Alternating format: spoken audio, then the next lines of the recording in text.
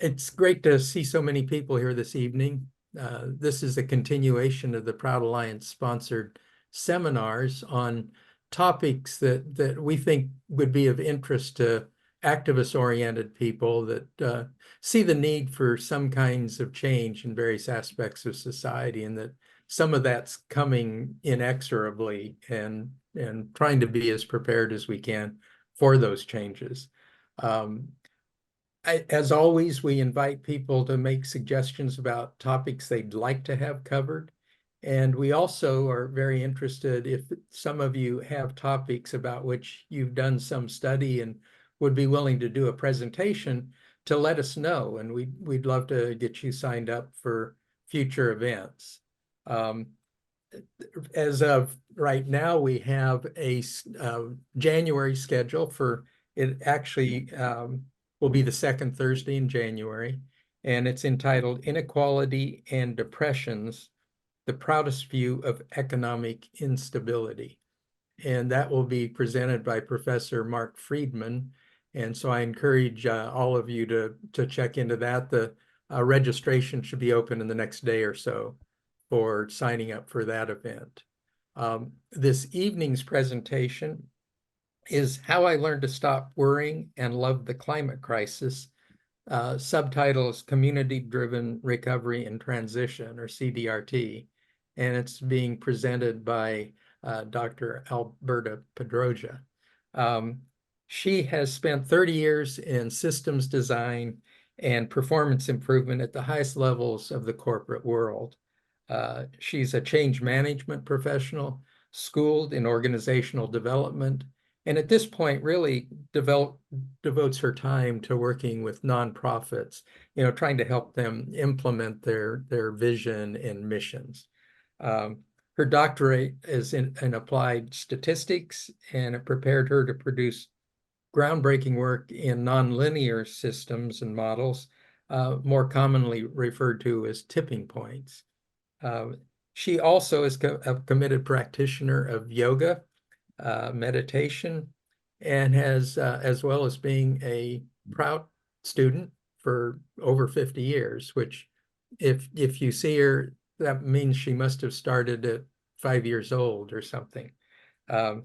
She's also recognizes that climate crisis really provides opportunities, and in spite of the negative aspects of them, and that sort of recognition led to her being instrumental in developing the CDRT model that you're about to hear about.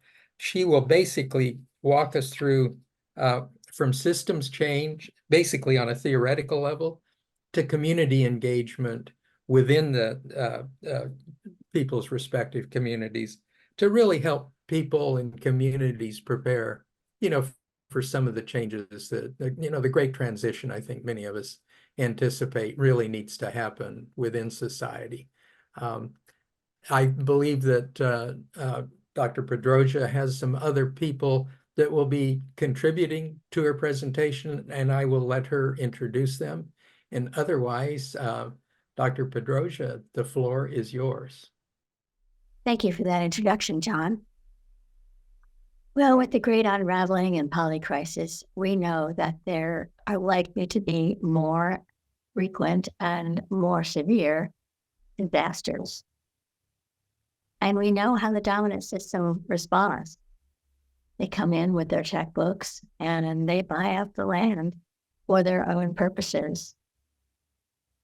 The Holiday Farm fire that burned 768 structures is a case in point. 160 of those 768 structures were sold to people who wanted a second home along the Mackenzie River in Oregon. 18 months out, people were still living in their trucks, people who were living and working in the area. But what else happens? Routines, social patterns, social systems are disrupted. And we know from Humankind, a book by Rutger Bregman, that human beings are really more attracted to competition, cooperation over competition. And they are more inclined to trust rather than distrust distrust each other. This has huge implications for how society functions, especially after a disaster occurs. And this is what our project focused on. Maui, Lahaina in Maui is currently fending off property speculators and corporate takeover of the water supply. In these situations, not only are people homeless, but economic disparities increase. But what else happens? Routines, social patterns, social systems are disrupted, and people are set up to solve problems. Community mutual aid is mobilized, and people's minds are more open to possibilities. Rutger Bregman, a favorite of mine, is authored a book called Humankind. It provides evidence to suggest that we are really hardwired for kindness, that we're geared towards cooperation instead of competition, and we're more inclined to trust rather than distrust each other. This instinct goes all the way back to beginnings of Homo sapiens, and it has huge implications for how society functions after a disaster occurs. And this offers a pivot point. Could you start the slide show, please?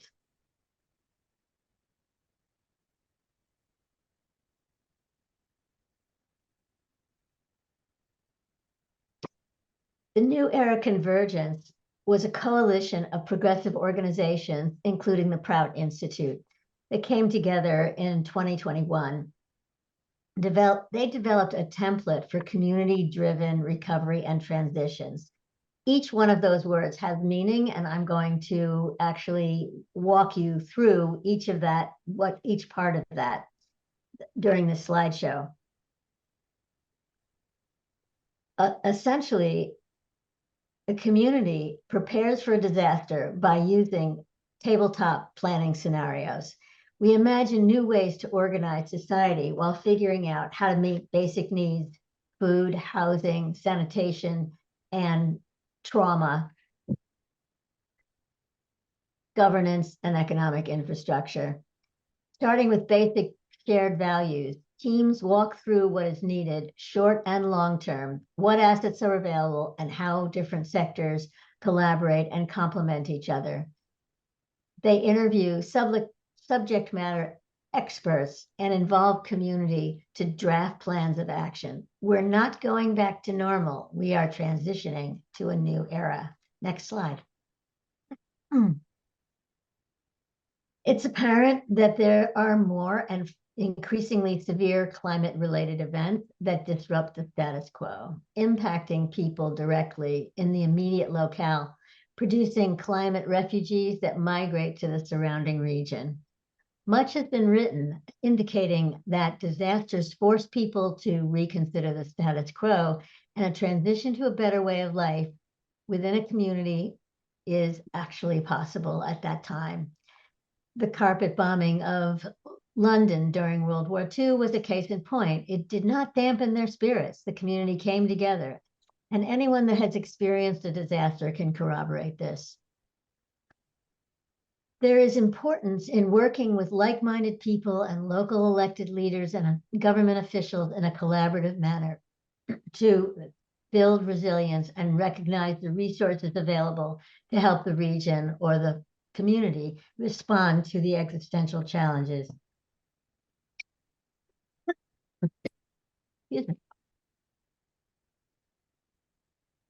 Lane County has been directly impacted by wildfires. We had a conversation with the county commissioner who said that she actually had money, but she had no one to talk to because the community was scattered to the four winds, each family scrambling to take care of themselves. Imagine if they had established a local network of people working together and developing a proof of concept, documenting the efficiency, the efficacy, and the relevance of a new vision for society. Next slide.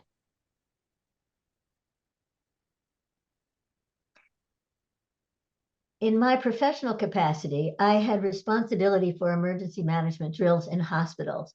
This picture is pretty realistic. We donned our vests and acted in an as-if manner. We looked at a variety of hazards, natural and person-made. The scenario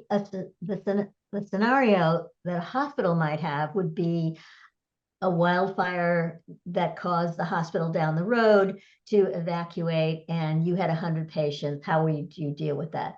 Another scenario might be that there was an active shooter in the emergency room. The Northridge Hospital conducted an earthquake drill 3 days before the Northridge earthquake, and they were up and running in 5 minutes after the earthquake began. So scenario planning is a model that gives us the opportunity to practice. And we know that the way to get good at something is to practice it. Next slide, please. This slide is a famous lithograph of K Street in Sacramento in 1862.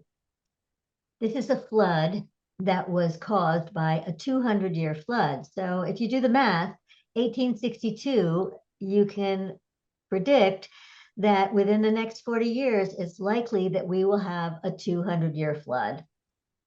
Scientists are predicting that there will be 1.5 million people displaced and $1 trillion in damages. It will result in a 240 square mile lake, rendering portions of the state uninhabitable. So you can imagine that combined with a shift in annual rainfall, this will cause many to find housing in other parts of the country. This was the basis of our scenario. Next slide, please. What you'll be seeing here is a map of California showing the location of the 200-year flood that's predicted and the subject of the scenario that we adopted for Lane County. If you know your California geography, you will know that this is the Central Valley of California. The Central Valley only comprises 1% of all of the U.S. farmland and supplies about 25% of the nation's fruits, nuts, and other products. This is important for us because running through the Central Valley is the I-5, which is where Oregon gets a goodly portion of our food. We could have selected a scenario where we were the victim of an earthquake or a flood or a wildfire, or we could have picked a scenario in which we were the recipient of displaced persons. We chose the latter. Our scenario states, Lane County has acquired an additional 10,000 men, women, and children. We are looking for near-term solution for housing and resettlement into our community that is moving towards a sustainable, cooperative, equitable resettlement within a 2-year time horizon.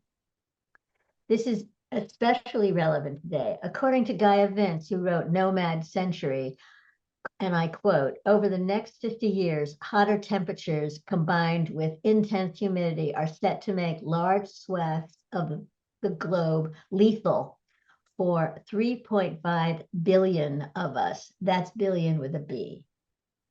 We wanted to make the point that we're all in this. It's easy to imagine a climate disaster such as a flood or an earthquake, but we wanted to show that even if we were not impacted directly, we could easily be the recipient of displaced persons that will require that we focus on the recovery aspect of the emergency management cycle, not to mention the compromising the I-5 where most of our food comes from. Next slide, please. I want to spend a minute on the emergency management cycle. In general, there are 4 or 5 phases, depending on who you talk to. The first phase is preparedness, and then comes response, recovery, and mitigation. Potentially, there's 5 because there's, in addition to preparation, there's also prevention. So preparation and prevention are the readiness phases, where you're addressing the levees or getting your supplies together. Response is the immediate reaction, usually handled by first responders if they are overwhelmed by the federal government. When a governor declares a disaster, he or she is actually saying that their local resources are unable to cope with the situation and save the lives of the inhabitants. After Hurricane Katrina, we actually poured a great deal of money into emergency management. And I will say that our response, while not perfect, really does have a lot of the players engaged and coordinating. Once the situation is stable, in other words, whoever is going to be evacuated is evacuated, then comes recovery. Recovery used to be defined as getting back to normal operations. And it's a problem. That worked for us in the hospital, because after an active shooter in the emergency department was either apprehended or dead, the hospital went back to being a hospital. As also, when we took the patients from the hospital down the road, after that was over, we went back to being a hospital. However, with wildfires that take out half the town and the power grid, you're not going back to normal. You're not going back to what it was before the fire. And that's not even considering all the regs and the interest groups that swoop in. As an example, in Blue River, the proprietor of a laundromat wanted to rebuild, but the town didn't need a laundromat. So this business person never received money to rebuild. If you are actually coming up with a recovery scenario, you would not engage in policies of this sort. Next slide, please. What you'll be looking at is BlackRock, who was in Maui within days to buy a beachfront property and turn Lahaina into another Waikiki. Currently, Lahaina is attempting to protect their land from disaster capitalists who come in with their textbooks ready to buy up beachfront property. A CDRT exercise would have had them ready to make a stand in favor of their community values. In their defense, it should be noted that on January 20th, there will be a rally of Indigenous people to define the society they want to build, and we all hope that they are eminently successful. Next slide. So we think that the emergency management cycle would look like this.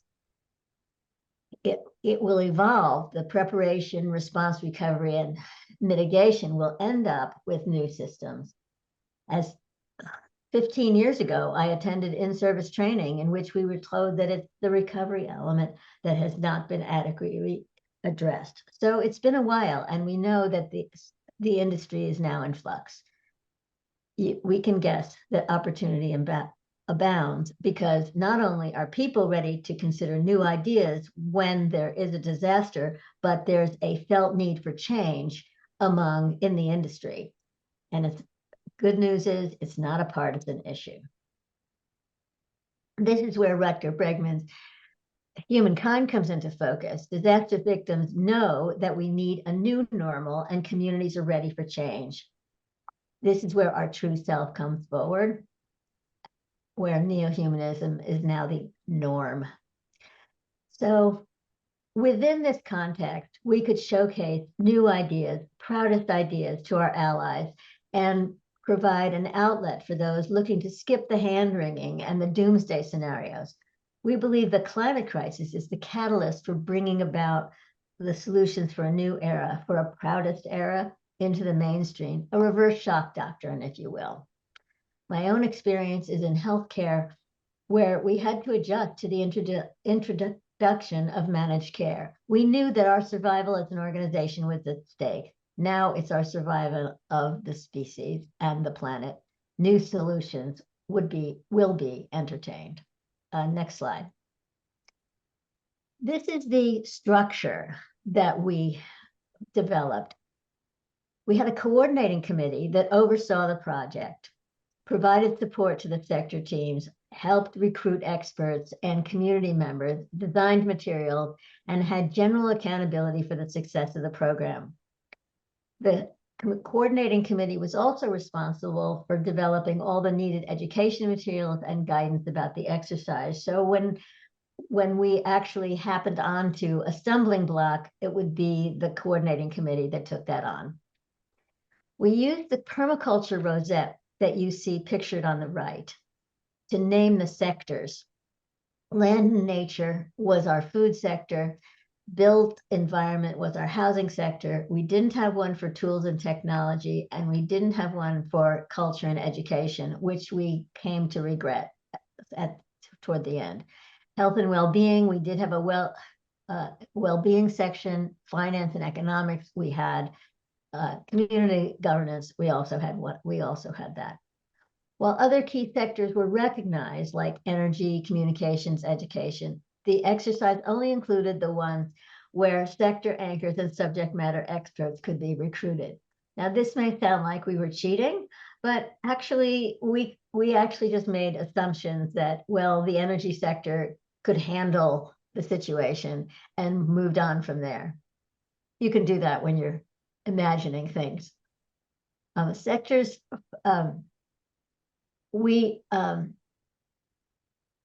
in retrospect, we think that these are critical, and we will do an updated version to correct all of this. Sector anchors were recruited and responsible for ensuring that their sector developed a response framework. Anchors were each paid $1,000 to do this because our community provided a grant to do this. We actually went to our community and said, we are going to be taking steps to try to understand what it will take to get to a new era. And our community came forward and supported us in this endeavor. We don't have all the answers yet. Again, we're just getting started. We've only been at this for about a year. And there is some talk that might be necessary, that a community needs to go out and get the support of its community in order to fund it as a grant. Either the anchor or the coordinating committee recruited subject matter experts to assist the sector anchors with the development of the frameworks, which included interviewing people who had not only knowledge of their sector so that we could have a well-informed, realistic framework, but also who had the value base with the that we shared, so that our criteria for our framework, we looked for visionaries in their field. Next slide. The sector anchors met on a bi-weekly basis to work out the kinks in the project. And this is really a bottom-up strategy, eminently democratic, informed by Adrienne Marie Brown's articulation in emergent strategy. This differs from the traditional approach where groups come together and set goals and proceed to accomplish those goals.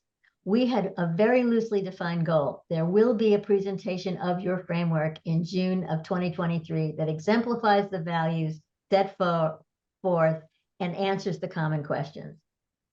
The group co-created the goals along with a strategy. It's difficult for people who are used to more structure and balk at uncertainty, but we think that that's the way things really go in real life, that you're faced with a problem, you're faced with something, and you have to determine how to move forward.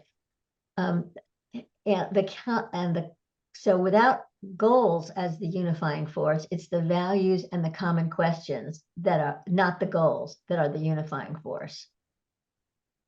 Next slide. We are reasonably sure that the existence of the common values was and will be critical. We don't have an answer at this time of how things would go without them, because we had these before we started the project from the New Era, the work that the New Era Convergence did the year before. So participants need not agree on ideology or even a common vision of an ideal society, but they do have to agree on a common set of values that would have an effect to leading to a new era, a Prout-like society. Listed on this slide are the CDRT values. According to Ravi Logan, and I quote now, "We believe these values to be necessary for a Prout-like social transformation. We are less certain whether they are sufficient." But we're actually recommending that you take these as a starter set and then tweak them along the way, because it's so much easier to have something to start with. And these tend to be a pretty good set. They arose out of our 4-day conference where progressive thinkers homed in on these. The words that they used are popular wording used in progressive circles, but they are somewhat equivalent to Prout terminology. again, from Ravi, the regenerative approximates prana or balanced equilibrium. All social and economic expression has balanced, all social and economic expression that has balanced equilibrium will be regenerative. And we actually went back and forth on whether we liked regenerative or sustainable, and we actually settled on regenerative. Cooperative in Prout is usually referred to as coordinated cooperation. Equitable approximates rational distribution in Proutist literature. Inclusive is the stand-in for universalism. We include all. And localized is usually spoken of as decentralized in Proutist circles. So this value set, we think that it goes a long way, but again, we figure that every community needs to come to its own conclusion of the likelihood that this actually exemplifies their values. Next slide. We actually wanted to ensure a whole system change approach. So we actually developed this set of common questions that could be used during the interview, and which were the way in which we would test whether the framework met the criteria for our values base. So the first question here, it ensures a whole systems approach. What are the existing systems and what ways will they fail under this scenario? What alternative systems are capable of responding? And how and when does this new system, is it implemented to respond successfully? Questions 2 through 6 are the values. Question 2 is regenerative. Question 3 is equitable. Question 4 is the type of economy, and questions 5 and 6 ensure that we have a local solution. To actually go through, let's go to the next slide. These are the last 4, and the last 4 are taken from the FSG model of systems change, which is actually beyond the scope of this presentation. Suffice it to say that the first 2 are attitudes and beliefs and lifestyle changes, which roughly corresponds to their notion of the need to make sure that the mental model is changed. To give you an example of what we mean by the mental model, let me take an example from our lives in which the mental model was not changed. And the massive change was the Obamacare, also known as the Affordable Care Act. In Obamacare, we actually changed policy and reimbursement and all kinds of relationships, all of the things that were involved in the FSG model of whole systems change, but we did not change the mental model. The mental model would have to have been healthcare as a human right. Medicare for all could have potentially changed our mental model, but we don't have that. And so you really don't have a whole systems change as a result of that policy change. So attitudes and beliefs and lifestyle changes are these nuanced and most difficult of things to change. And then in the last 2, policies and power structures are also taken from the FSG model of systems change, which unfortunately can't go too far into that. Next slide. So this is our elevator speech, and I've actually now walked you through all of the elements of this. The community-driven recovery and transition project uses disaster scenario planning, and that's what we use. That's the scenario with the lake, to gather a team to build a framework that leads to a resilient, just, and sustainable future. By working in sector teams such as food, housing, well-being, government, and the economy, frameworks are created that embody the values of regeneration, cooperation, equity, inclusion, and decentralization. Once the frameworks are done, all the sector teams come together to integrate and cross-check the frameworks to build a unified framework for recovery and transition. I'm going to talk a little bit more about this later, but we actually think that integration is key, and we think that we didn't get as far along in that as we wanted. Siloing is a major problem right now in the way that we solve problems. New slide. So this is our process. As I mentioned before, before the project began, the new era convergence developed the values basis for the project. We would expect that would have been done already before this process. We had to integrate 14 voices into the solution. And I realize that I'm the person giving the presentation, but let me tell you that this really was a team effort. There were 14 people and they were engaged. Now, they only engaged for, I think it was 3 months. But even so, I have to really say this was a team effort. It can be very challenging to facilitate a group of that size. So we actually had we had very heavy facilitation in the project. In addition, we made sure to position ourselves for success by selecting community members where trust and commitment to our success was already present. I don't know how this is going to go when that's not the case. So I mention it just as a cautionary tale. We did not need to go through extensive forming, storming, norming, and performing because had many of us used to working together.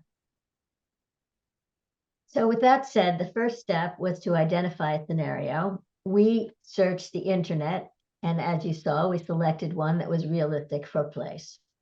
Then we reviewed the permaculture Rosetta and identified the sectors. Next, we put together a coordinating committee who recruited anchors. And it was the responsibility of the anchors to recruit the subject matter experts. These were people who had in-depth understanding and a visionary outlook and a values base consistent with our defined values.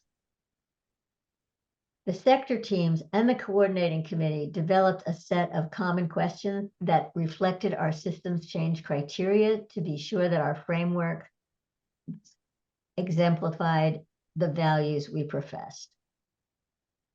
Sector teams develop a community response for recovery, first developing a framework and then answer to the common questions. We experienced rich dialogue.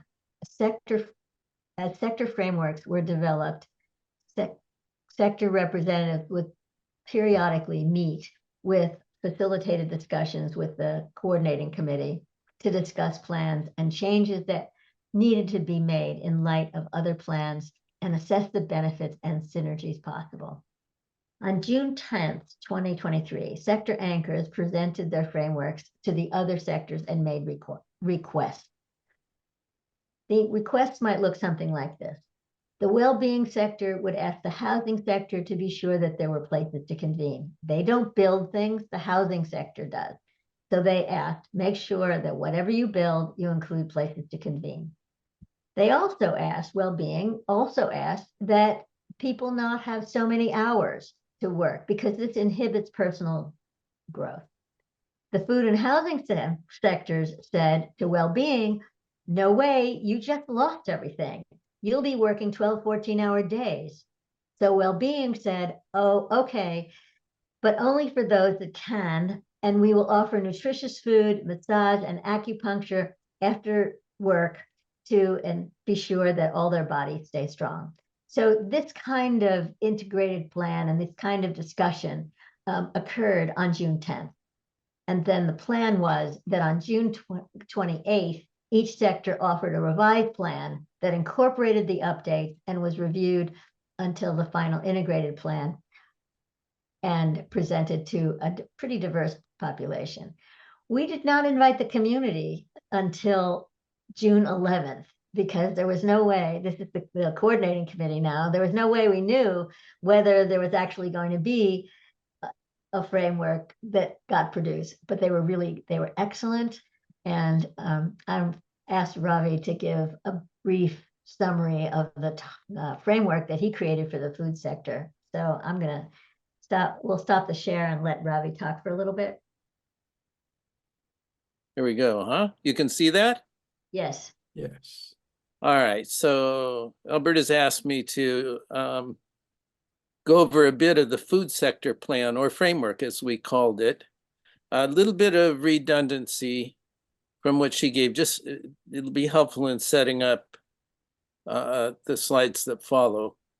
Again, the purpose of the CDRT exercise was to envision how a catastrophic event could create an opportunity for accelerated transition to ways of living that address the core problems that are dimming people's hope for the future. Problems like climate change, environmental degradation, dwindling resource base, wealth concentration, so forth. This, again, is this image that's projected of what will happen to the Central Valley in the event of a California megaflood. One thing that Alberta didn't say is, whereas historically these floods have happened about every 100 to 200 years, there's a scientific team that took a look at what to expect in the future with climate change.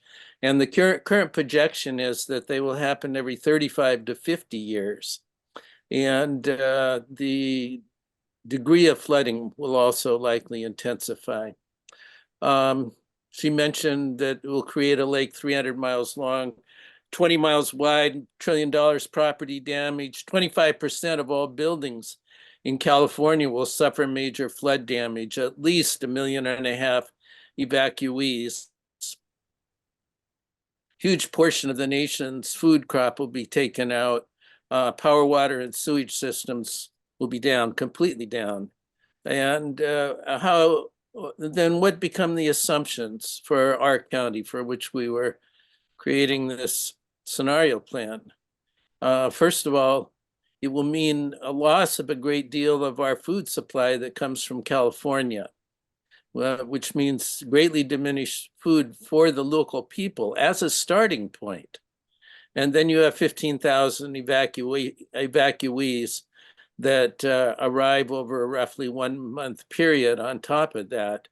And the conclusion is that the emergency services would be overwhelmed statewide. They won't only come to Lane County, there'll be dispersal throughout the adjacent states to California. So in conclusion, we would be in a situation in which there would be essentially no emergency food available. We are, what is the term yo-yo, you're on your own? The problem then becomes how to take near starving evacuees who are without emergency services from virtually nothing to a thriving new type of society within a few years. This is a grand project to wrap one's mind around. And she's mentioned that this would be driven by the internalization of certain core values. I'll skip over that. In relation to the common questions that Amadevi mentioned, I'd like to just mention the kind of shifts that would need to take place, or would be our ambition to have take place in farming practices in order to bring about a systems change. Among other things, there would be a shift from monocropping to polycropping, production largely for outside markets for export to production for local markets, a shift from production of cash crops to production for self-reliance and supplying local agro industries to ensure that there are value-added opportunities to build the local economy. Next, a shift from reliance on industrial farming that makes huge use of chemical fertilizers and pesticides to farming that makes use of integrated farming practices and emphasizes organic growing methods. and then a shift from the use of large size farm machinery designed for monocropping to appropriately scaled machinery that minimizes petroleum use. Something like 11%, I believe, of all greenhouse gases now are produced in agriculture. And then finally, from farming enterprises that are either family enterprises or corporate enterprises to cooperative farms. And making these shifts would not be easy because there is a huge amount in the society that is built into place that supports the existing paradigm. Some of the things that we would come up against are land use codes, established marketing practices, existing soil vitality or lack thereof, really, established agricultural technologies that all farmers are schooled in and practiced in, the organization and housing of agricultural labor, farm financing policy practices, and many more. All of these form a framework around the agricultural paradigm, the industrial agricultural paradigm that would have to change. But there would be significant benefits of making the transition. And those would include a sharp reduction in agricultural greenhouse gases. We should be able to virtually eliminate greenhouse gases coming from farm production, the revitalization of depleted agricultural soils, improved ecological conditions in farm areas, which are now highly toxic, increased revenue flowing through local communities. The money made off of farming wouldn't be siphoned off, drained off into the global economy, but would flow locally. There'd be greater regional food security, a revitalization of rural community life, and more local availability of raw materials for agro industries that use food for value-added products. This tremendous shift in the whole paradigm of agriculture, from industrial agriculture to a new vision of agriculture, would need to proceed through several stages, each of which builds on the previous stage. And as per envisioned in this plan, that transition would have 4 phases. There would be the phase of immediate survival, getting food to hungry people, then building food self-reliance for these communities of the climate or the flood evacuation. And the third one would be creating a rich polyculture. I'll go into that. And then finally establishing thriving farming cooperatives. Let's go through each of these.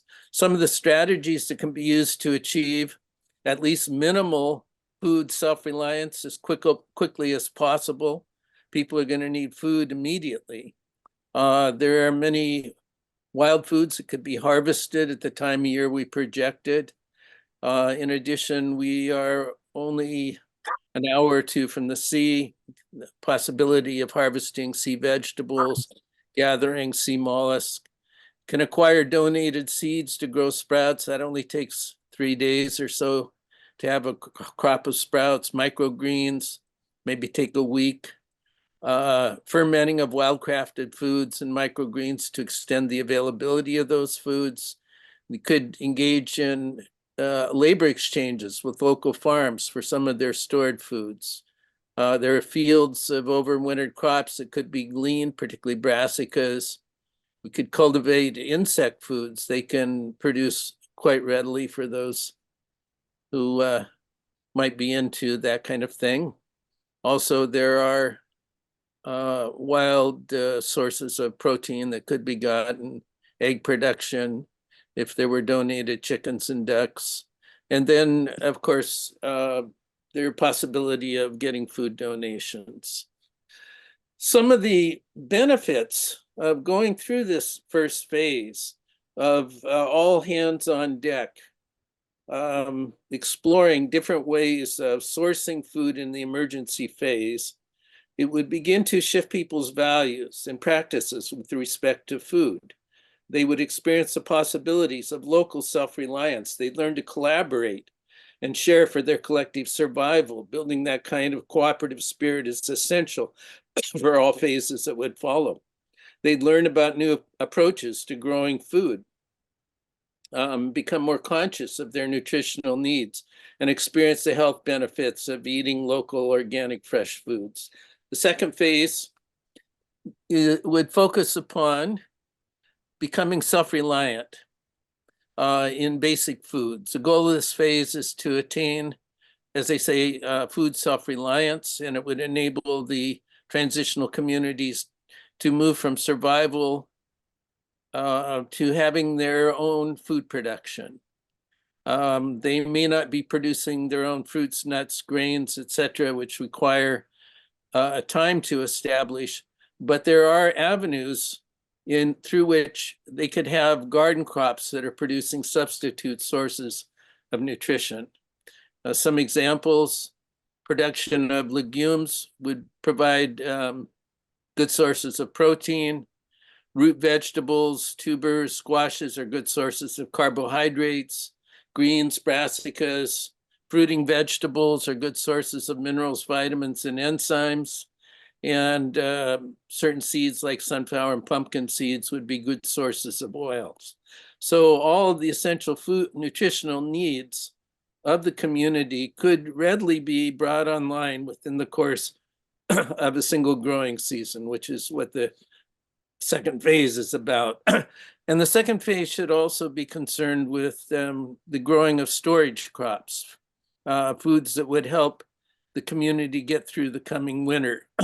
And that would include dry beans, winter squash, tomatoes for canning, cucumbers for canning, cabbages and other foods for fermenting, and root crops for storage. In the third phase, the emphasis would be on establishing a rich polyculture. That is, establishing a diversity of useful plants so that the communities can have all kinds of plant-based resources that will enhance in the long run their self-reliance and can begin to supply small-scale agro-industries that will help create income for these communities. Some plants that they might want to emphasize in developing polycultures are all kinds of fruit trees and berries, perennial vegetables, nut trees for food and oil, quick-growing deciduous trees for coppicing, bamboo for construction materials, nitrogen-fixing bushes and trees for building soil.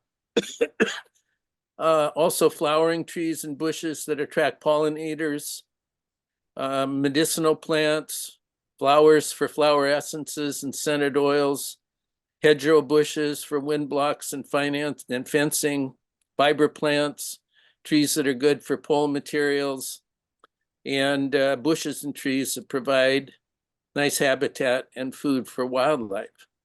Additionally, in this third phase, there would be a lot of effort to build up the food production infrastructure, installing hoop houses, compost systems, food storage facilities, conducting educational programs on how to grow food and how to preserve food.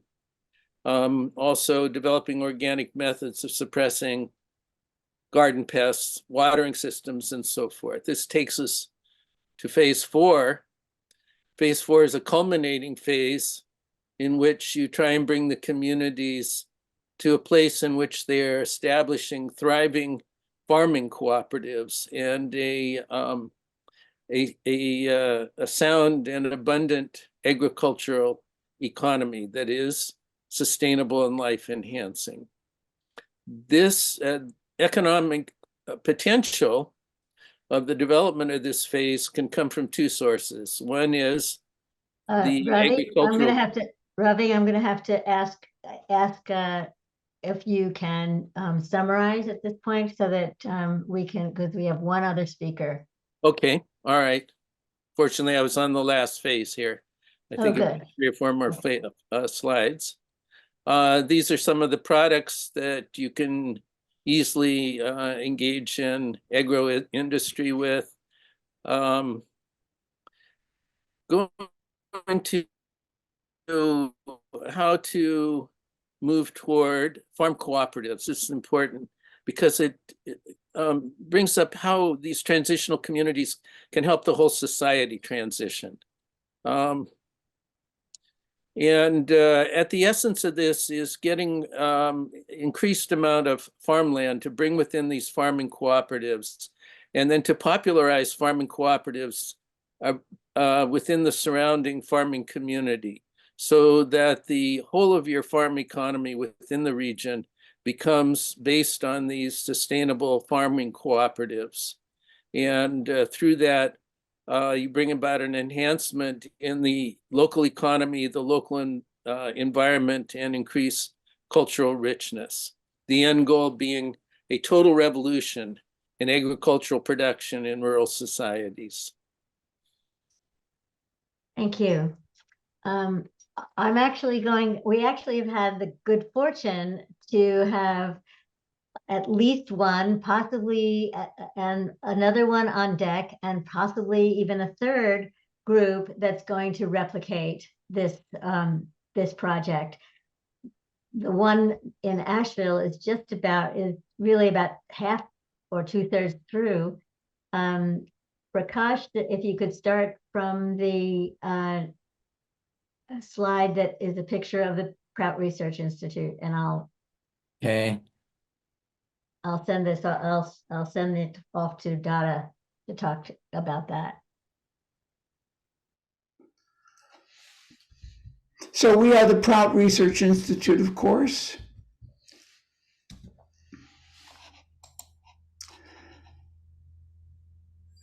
We develop practical projects and policies to raise consciousness and train people in Prout. We felt that CDRT is a perfect fit because it develops realistic proposals on how to help traumatized people build progressive communities based on Prout. The scenario we chose, very similar, was that a super hurricane in Florida has suddenly brought 10,000 refugees to Asheville, North Carolina. They're in emergency shelters for the first couple weeks. Their homes were destroyed in Florida, so they can't return for 2 years, if ever. So our plan is to acquire 75 acres of farmland for each of 10 villages of 1,000 people, approximately. The land will be owned by a community land trust, a construction cooperative composed, of course, of the refugees themselves, will construct, for example, 350 tiny homes in each village. Farming cooperative, again, with greenhouse, will grow fresh produce for enough for the entire village. And daycare and school co-ops will allow every adult to train and work in a cooperative, because we're training people how to build and how to farm.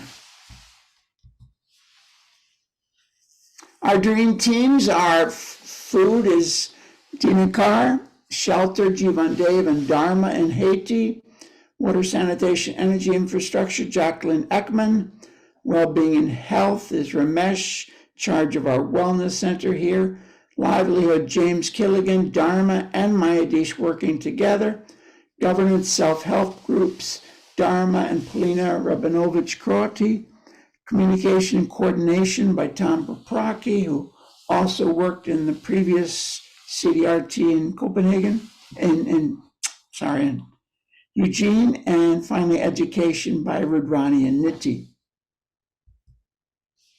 Our targets is that each team will interview 3 specialists from 3 different relevant organizations, prepare a weekly progress report that they are doing now.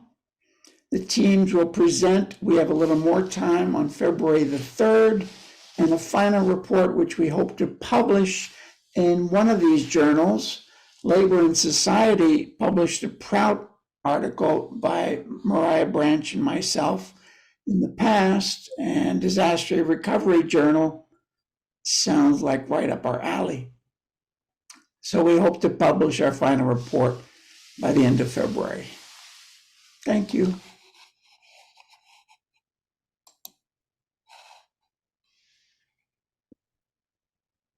I think I think our time is up at this point, so I would probably like to tell people that if they care to get involved, either as a subject matter expert, as an anchor, or even a coordinator, it's not out of the question that somebody in this presentation might decide, I want to do this in my community.